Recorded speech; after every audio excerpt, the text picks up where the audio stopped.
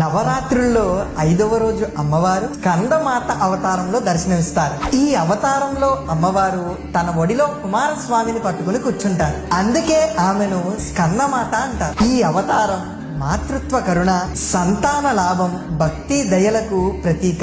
ఎవరైనా ఈ రోజు కరుంగలిమాల పూజలో ఉంచి తర్వాత ధరిస్తే సుబ్రహ్మణ్యేశ్వర స్వామి అనుగ్రహంతో పాటు అమ్మవారి ఆశీస్సులు కూడా కలుగుతుంది. ఈ అమ్మవారిని ఆరాధించడం వలన పిల్లలు లేని వారికి సంతానం, కుటుంబ సుఖశాంతి, సంతాన రక్షణ కలుగుతాయి.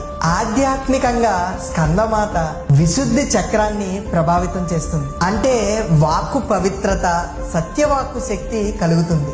ఇంకా క్షుణ్ణంగా చెప్పాలి అంటే మన మాటకి విలువని, శక్తిని కలగజేస్తుంది.